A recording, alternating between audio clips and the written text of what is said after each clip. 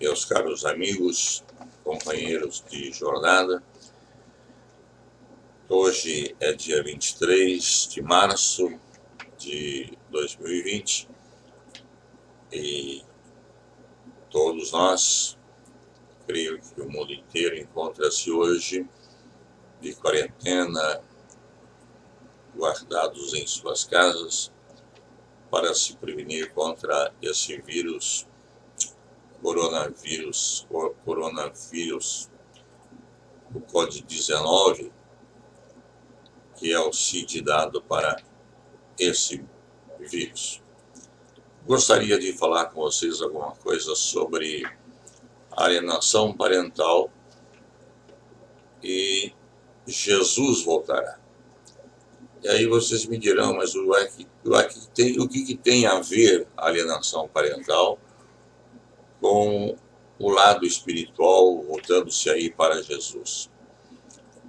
Eu acho muito interessante que quando eu vou lá na Bíblia e eu pego lá o livro do profeta Isaías, que escreveu esse livro 700 anos antes de Jesus nascer, portanto, há 2.720 anos, mais ou menos, atrás. E lá no capítulo 26, versículo 20, ele já viu o que estaria acontecendo hoje no mundo. E ele escreve assim: vem, povo meu, entra nas tuas câmaras. Uma outra versão diz: entra nas tuas casas e fecha bem as portas sobre ti.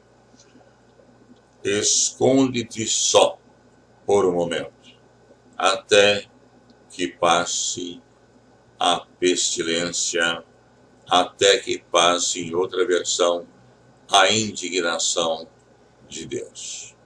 Muito bem. Quando Jesus, em Mateus 24, estava se despedindo dos seus discípulos, ele disse que ele voltaria uma segunda vez para um arrebatamento da sua igreja.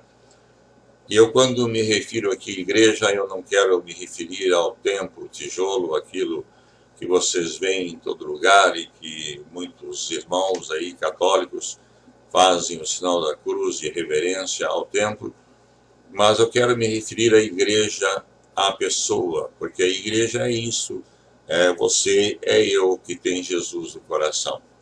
A esses Jesus chamou de a minha igreja.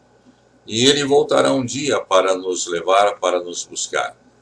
E esta pestilência que hoje nós estamos vendo, depois de passarmos aí por quase 1 ano e 2 meses de catástrofes contínuas, pois nós tivemos aí aqui no Brasil, não vou me referir nem no mundo, mas tivemos aí Brumadinho, morrendo lá um monte de pessoas, tivemos aí tempestades violentas e barrancos desabando, a terra se derretendo e levando consigo milhares de mortos. E temos aí também furacões acontecendo lá no sul, coisas que anteriormente nós nunca víamos no Brasil, e nós nos gabávamos de que o Brasil era um país que Deus protegia e abençoava, porque essas coisas aconteciam lá longe, lá nos Estados Unidos, lá naqueles países do Haiti, lá para aquelas regiões todas, mais ou menos acontecia aqui. Mas agora está acontecendo. E nós vemos nisto um sinal da volta de Jesus Cristo. E eu quero dizer a você que, como igreja de Jesus Cristo, nós estamos vivendo hoje uma expectativa de espera para um grande casamento, uma grande festa, para as bodas do Cordeiro, que todos nós participaremos. Foi-me perguntado se Jesus viria arrebatar a sua igreja no início da grande tribulação, ou nesse momento que nós estamos vivendo, ou se Jesus viria arrebatar a sua igreja no meio da grande tribulação, ou se Jesus viria arrebatar a sua igreja no final da grande tribulação. Veja bem, Jesus ele foi muito claro quando ele disse aos discípulos lá em Mateus 24 que quando a figueira florescesse, este e os seus ramos já se tornam tenros e brotam folhas. A gente tem conhecimento que está chegando o verão. E a figueira ali dita por Jesus, ela tem um significado de uma nação que é Israel. E em 1948, em maio, 14 de maio de 1948, a nação de Israel foi reconhecida mundialmente como nação, e a partir dali nós começamos a ter uma nova contagem para a volta de Jesus. Agora, Jesus disse o seguinte, que não compete a nós ficarmos indagando o dia e a hora em que ele voltaria para arrebatar a igreja. Isso porque ele, aqui na terra, como homem, ele não sabia nem o dia e nem a hora. E ele disse mais, que nem os anjos nos céus saberiam o dia em que ele haveria de voltar para o grande arrebatamento da sua igreja.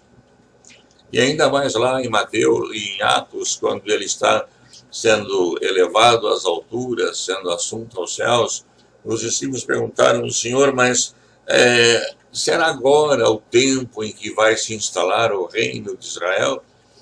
E Jesus disse que não compete a nós sabermos dia e hora que ele voltaria. Então eu respondi o seguinte, que Jesus pode voltar agora sim, a qualquer momento, e por essa razão a igreja, em vez de ficar assim entristecida, evidentemente que nós ficamos espantados com tudo isso, mas nós ficamos atribulados, e se alguns também daqueles que são nossos irmãos, nossos familiares vierem a partir desse momento, evidentemente que nós temos o direito de chorarmos o nosso luto, mas como igreja de Jesus Cristo. É um momento de exaltação, de alegria, de gozo, da grande expectativa que nós esperamos, porque nós pregamos isso durante toda a nossa vida, de que Jesus Cristo voltará. Esta será a alegria que a igreja vai ter quando ele voltar. Mas antes dele voltar, essas coisas todas que nós estamos vivendo, ela teria que acontecer. Muito bem. E se Jesus não voltar agora? Vamos admitir a versão daqueles nossos irmãos que pensam que nós estamos aí iniciando a grande tribulação, e aí então pode acontecer de que nós passemos por momentos até mais difíceis do que esses, e Jesus viria lá no meio da grande tribulação. Muito bem, eu não estranharia isso e nem discordaria deles, porque na verdade nós não sabemos e ninguém tem o direito ou o poder de saber. Ou então se nós vamos viver durante 7 anos de tribulação, para então depois Jesus vir buscar a sua igreja. Veja bem, se nós formos arrebatados hoje, nós subiremos aos céus com alegria, porque estaremos indo para aquela grande boda que toda a igreja, todo aquele que tem Jesus no coração deseja. Mas se ele não vier, e se nós tivermos que passar 3 anos e meio ainda aqui na tribulação, ou passarmos os 7 anos aqui na terra na tribulação, eu quero que vocês tenham a certeza de que a igreja de Jesus Cristo terá ao seu lado a presença de Jesus, e é ele quem vai estar nos dando condições espirituais, condições físicas e a alegria de celebrarmos de que o dia está cada vez mais próximo. Agora, qual a relação que isso tem com a alienação parental? A alienação parental, eu tenho dito durante esses 7, 8 anos do enfrentamento da lei, de que ela se caracteriza principalmente por um aspecto: institucionalização da pedofilia intrafamiliar. O pedófilo que faz abuso sexual a seu filho, a sua filha, ou pratica maus tratos ao seu filho, à sua filha. Eu quero alertar vocês pais que têm se colocado como meus inimigos, porque eu penso diferente de vocês, ao contrário do que eu vejo em vocês, não meus inimigos, mas sim meus adversários de uma contenda judicial, mas eu os quero bem, tão bem, quanto eu quero bem aos seus filhos e às suas esposas. Mas eu quero dizer a você uma coisa, que não adiantou nada você gastar aí 100, 150 mil reais para pagar um advogado e que pudesse lá inventar a mentira de que você não abusou do seu filho, você não praticou ato sexual com seu filho e jogou a culpa em cima da sua mulher, alegando que houve alienação parental. E aí nessa situação você está hoje aí com o teu filho, abusando dele, e a tua mãe, a tua mulher, se estiver viva, está aí chorando essa situação. Eu quero dizer a você que se você continuar assim, se você não se arrepender do que você fez, você ficará. Eu não vou dizer que você vá para o inferno agora, porque a Bíblia não ensina isso. A Bíblia ensina que haverá um momento certo em que serão separados os bodes das ovelhas. Mas nesse momento que nós estamos vivendo, a igreja vai subir.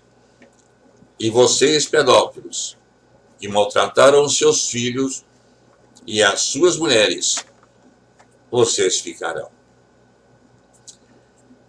E eu quero dizer a vocês o seguinte: a pedofilia, estou comprovado de que ela não é uma doença. Eu não estou falando aqui da alienação parental, que agora foi excluída do CID-11, porque a OMS reconheceu que ela não é doença. Da mesma forma, eu quero dizer para vocês, a pedofilia não é doença. A pedofilia é um desordenamento pessoal de sentimentos que não provém de Deus.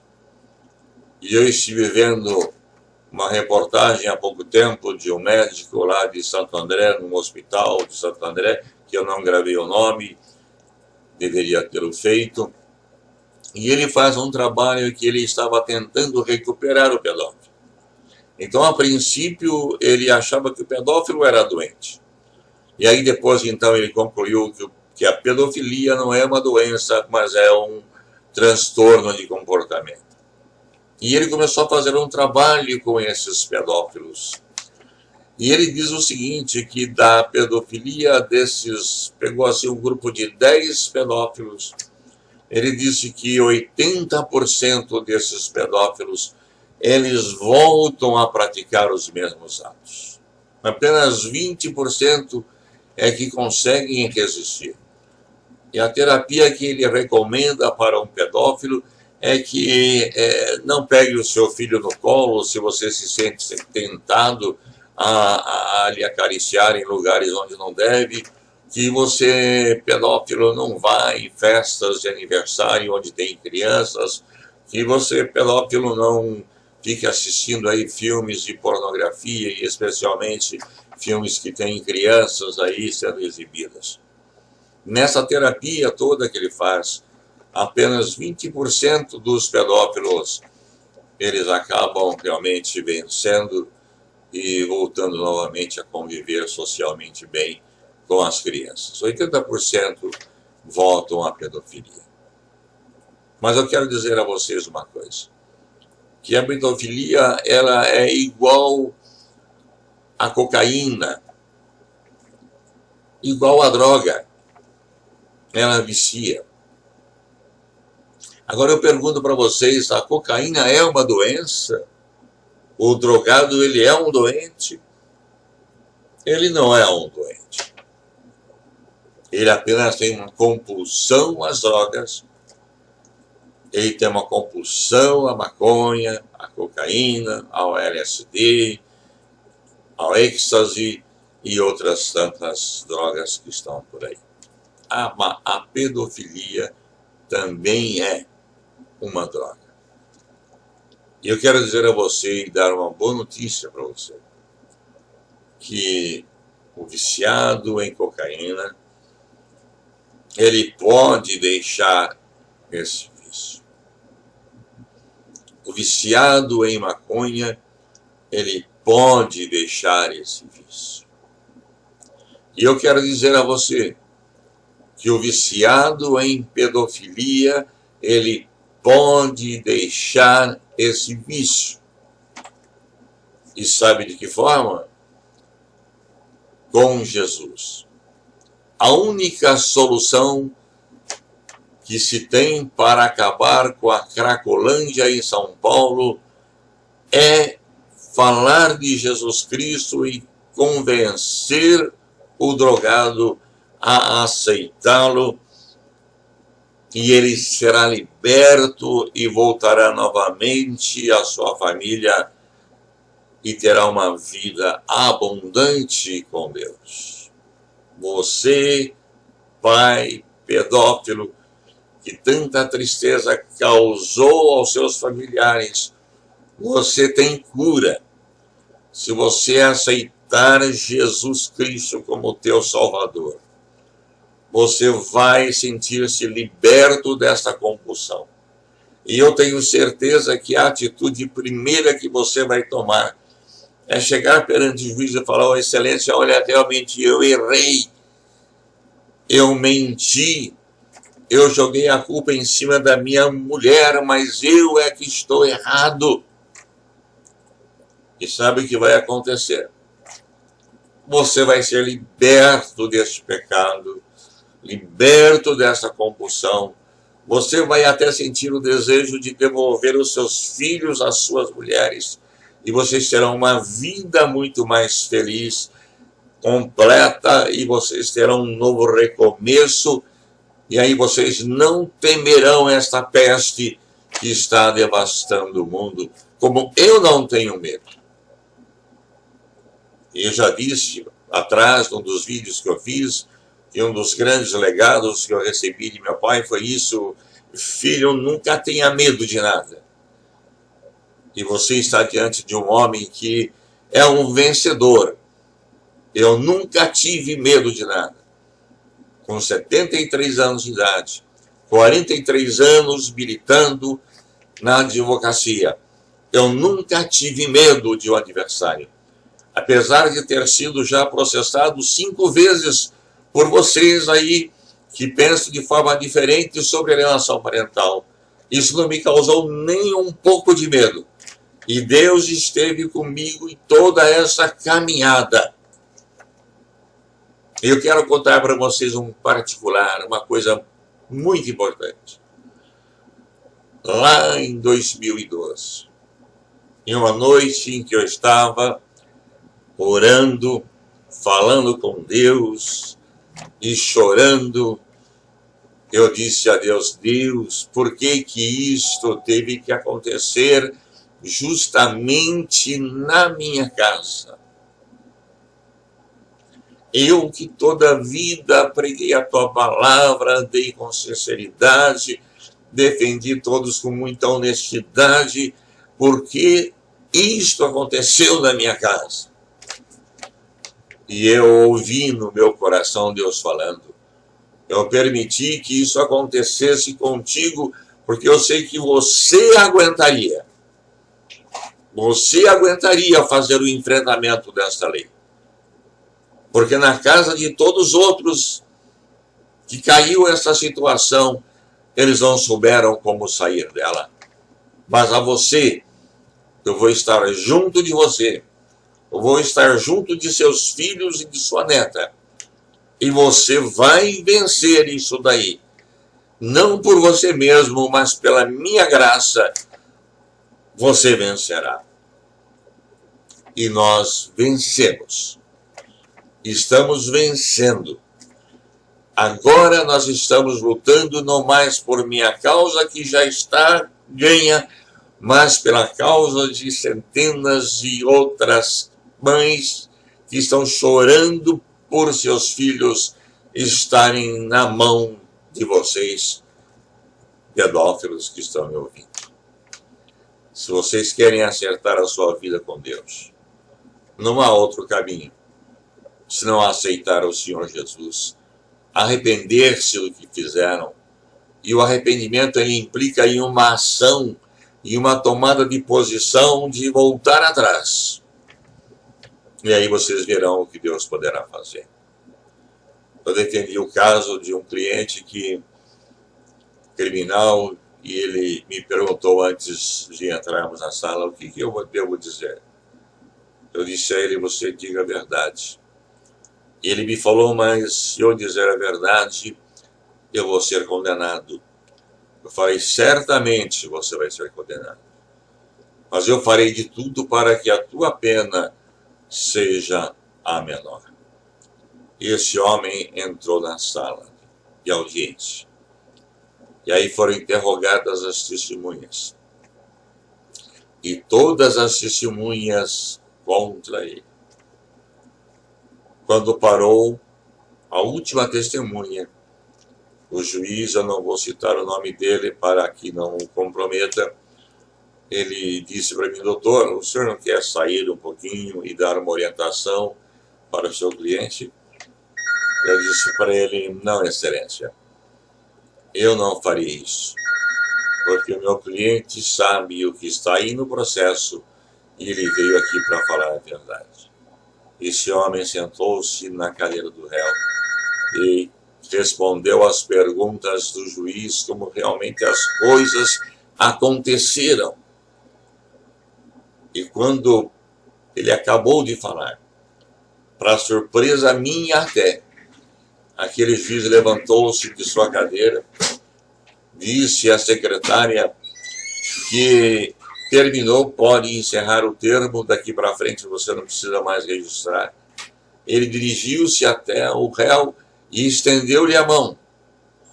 O réu olhou para mim, ficou sem saber o que fazer, e eu acenei para ele que estendesse a mão ao juiz.